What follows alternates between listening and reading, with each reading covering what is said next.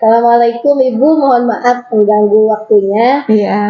Ini terkait dengan tugas saya untuk mewawancara pimpinan saya di sekolah mengenai bagaimana cara Ibu sebagai pimpinan untuk memutuskan suatu keputusan dilema etika yang mana keputusan itu berbenturan atau bersinggungan yang benar dengan yang benar, yang tentunya pasti dilematis ya untuk Ibu sebagai pimpinan.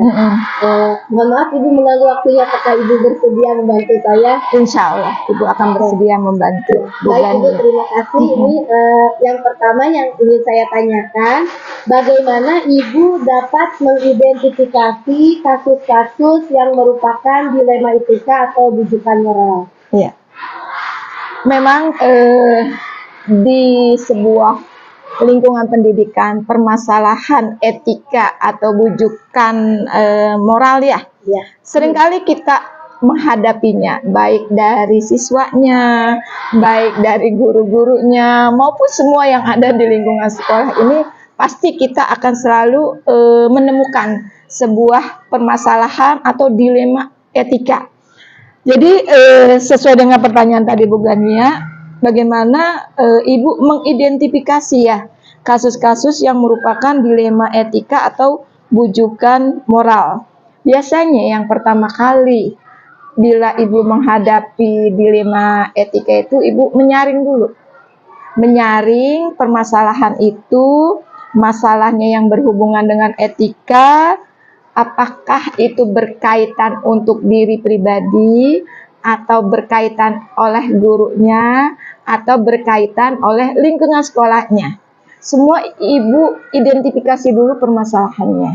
Apakah itu membawa dampak yang benar, atau membawa dampak yang memang tidak baik untuk kepentingan kita sama-sama. Dan yang perlu kita garis bawahi adalah setiap kita mengidentifikasi masalah itu, yaitu mengutamakan dari masing-masing kejujuran dari permasalahan dari yang kita alami ini. Itu yang terpenting. Baik. Jadi menyaring dulu permasalahannya, kemudian nanti dampaknya, dan Ibu mengutamakan kejujuran. Baik Ibu.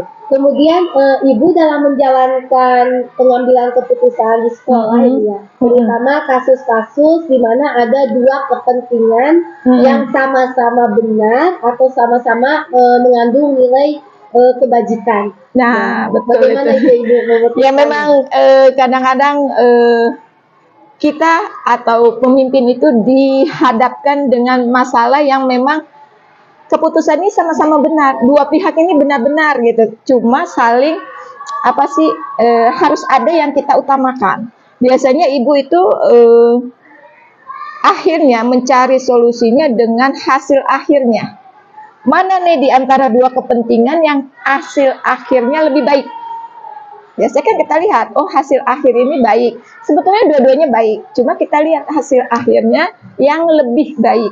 Kemudian yang kedua yaitu menjunjung tinggi nilai-nilai prinsip dalam diri ataupun berdasarkan peraturan. Yang ketiga yaitu melakukan apa yang kita harapkan dengan rasa peduli, rasa empati kita terhadap permasalahan-permasalahan atau dilema etika ini. Jawaban yang menarik sekali ya Bu ya. Berarti yang pertama memang harus prioritas dulu, kemudian berbasis hasil akhir yang terbaik yang akan Ibu pilih, tetap dengan menerapkan peraturan dan juga tetap untuk menjunjung kepedulian ya. Betul. Rasa empati lah. Ya, empati. Kemudian langkah-langkah atau prosedur seperti apa yang Ibu biasa lakukan selama ini? Biasanya prosedur yang Ibu lakukan ketika ada permasalahan yang timbul di sekolah ini, biasanya Ibu melihat siapa saja pihak yang terlibat dalam situasi ini. Itu yang pertama. Yang kedua, mengumpulkan fakta-faktanya dulu yang relevan. Terus yang ketiga, Ibu dengan menggunakan coaching atau pendekatan. Karena kan pasti yang namanya seorang pemimpin itu tidak boleh mendengarkan satu pihak saja, harus melihat beberapa pihak. Lalu kita dengan coaching, dengan pendekatan, dengan berbagai apa sih namanya pembicaraan yang baik. Kemudian kita harus melakukan sebagai pemimpin itu pengujian benar atau salah. Itu yang terpenting. Selanjutnya yaitu memunculkan ketika memang pembahasan ini penting dan ini tidak bisa kita selesaikan, seorang pemimpin ini harus mampu menimbulkan gagasan yang baru, tapi gagasan yang baru itu harus kreatif, yang bisa nantinya diterima oleh masing-masing pihak. Gitu. Wah, keren sekali. Saya pasti akan banyak belajar nih dari Ya, Ibu. insya Allah. Kemudian hal apa saja yang Ibu anggap efektif dalam pengambilan keputusan pada kasus-kasus dilema etika ini?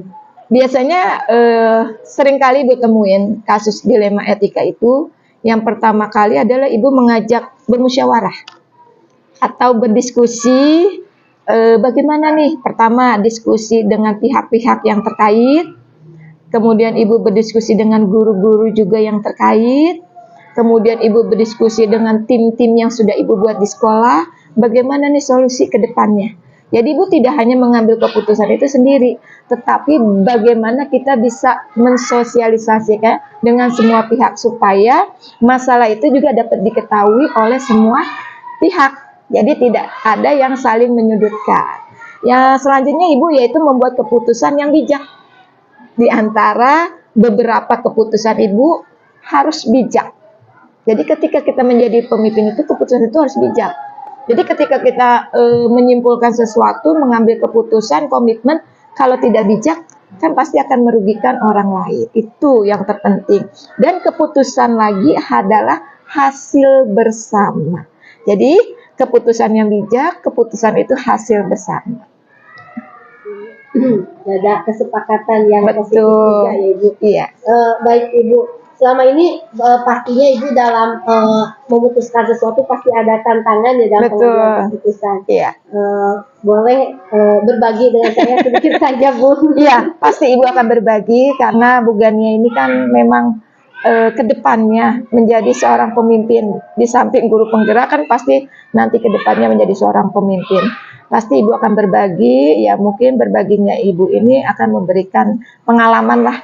Cuma sebagai pengalaman Ibu selama memimpin, yaitu pengambilan keputusan itu adalah yang tidak menyimpang dan sesuai dengan aturan. Jadi ketika seorang pemimpin mengambil sebuah keputusan tidak menyimpang dan sesuai dengan aturan, kita itu bekerja nyaman.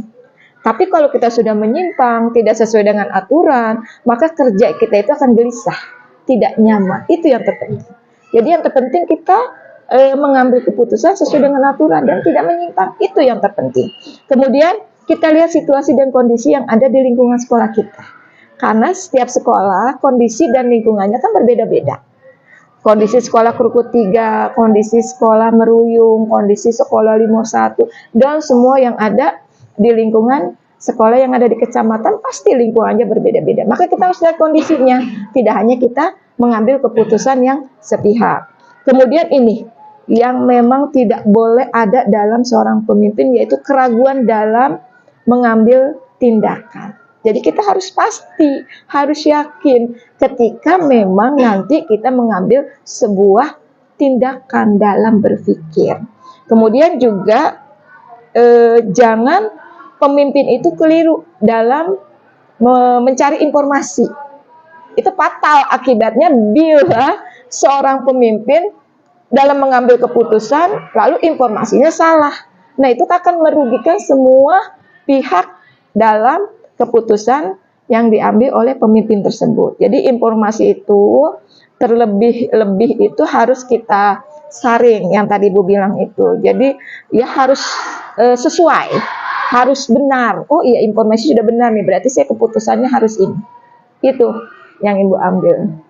Baik Ibu, selanjutnya nih ketika Ibu ada jadwal tertentu dalam sebuah penyelesaian kasus dilema etika, apakah Ibu akan menyelesaikannya saat itu di tempat itu, atau nanti akan dijadwalkan selanjutnya.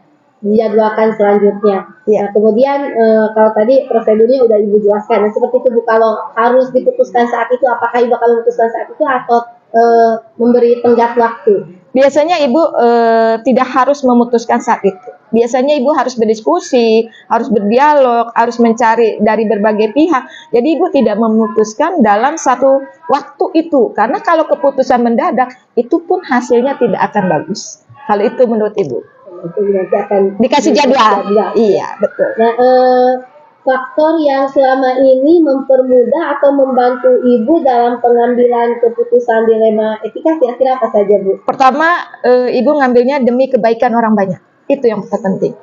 Yang kedua, menjunjung tinggi nilai etika dan moral. Itu yang terpenting. Terus melakukan apa yang diharapkan, yaitu rasa peduli dan empati. Itu aja. Dari 3 faktor itu yang Ibu lebih utamakan. Baik. Dari tadi yang semua telah Ibu sampaikan,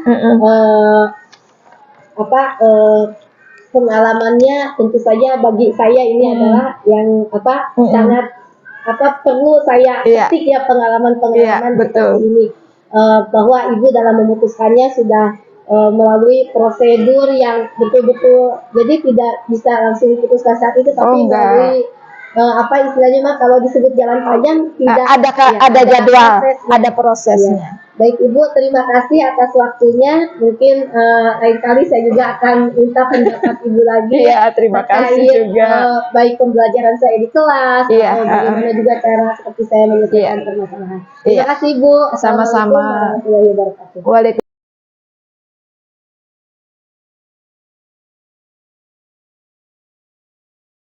Assalamualaikum warahmatullahi wabarakatuh. Di sini saya sudah bersama dengan Ibu Umi Kistia MPD, selaku Kepala Sekolah SMK Tri Sukses. Ya. Terima kasih Bu Umi telah menyempatkan waktunya untuk berbincang sedikit dengan saya. Pada dasarnya saya ingin belajar banyak dari Bu Umi berkenaan dengan pengambilan keputusan berbasis nilai kebajikan sebagai pemimpin. Ibu Umi ini kan sudah berapa tahun memimpin SMK Tri Sukses ini? 2 tahun, Kak. Terima kasih Ibu Umi. Seperti ini ya, mungkin dalam kepemimpinan Bu Umi selama memimpin ini pastinya menemukan tantangan atau kendala atau permasalahan sehingga Ibu Umi sebagai kepala sekolah harus membuat keputusan, harus mengambil keputusan dengan cepat ya tentunya. Nah, ini yang ingin saya tanyakan nih. Pasti dalam permasalahan-permasalahan itu juga ada yang berkaitan dengan dilema etika, yang mana ada hal yang benar dan yang benar bersinggungan. Atau juga ada bujukan moral, sesuatu yang salah bersinggungan dengan yang benar, namun kita tetap harus memutuskan. Baik, Umi. Selama ini bagaimana Ibu dapat mengidentifikasi kasus-kasus yang merupakan dilema etika ataukah itu bujukan moral? Oke, baik. Biasanya saya lebih milih ke pemanggilan kepada siswa-siswa kami, kemudian pemanggilan juga kepada guru-guru kami. Saya bertanya, kira-kira apa yang paling priority dalam hari-hari sekarang ini? Seperti itu, Bu. Oh, iya. Jadi yang prioritas dulu. Betul. Ya. Oke. Baik. Nah, selama ini saat Ibu menjalankan untuk pengambilan keputusan di sekolah, terutama untuk kasus-kasus di mana dua kepentingan yang sama-sama benar atau sama-sama mengandung nilai kebajikan. Nah, tadi salah satunya adalah dengan prioritasnya. Iya. Oke. Selain itu mungkin apalagi, Bu? Oke, baik. Biasanya saya tergantung pada kondisi. Kondisi mana yang lebih dulu mengancam nyawa. Jadi itu yang saya prioritaskan. Kemudian yang kedua, kondisi pada persetujuan dan ACC kepala yayasan. Seperti itu, Kak. Oke. Baik juga berarti di sini ada campur tangan gitu maksudnya. Betul. Ada dengan yayasan. Baik, langkah-langkah atau prosedur seperti apa yang biasa Ibu lakukan selama ini? Oke. Biasanya saya lebih memilih wawancara kepada yang bersangkutan, kemudian saya bertanya dulu kepada yayasan, apakah diperbolehkan mengambil langkah-langkah yang sesuai dengan kepribadian saya. Ketika yayasan bilang dipersilahkan, monggo, saya akan langsung take action seperti itu. Jadi wawancara, kemudian apa istilahnya Mengajukan kepada yayasan. Baru ibu mengambil keputusan.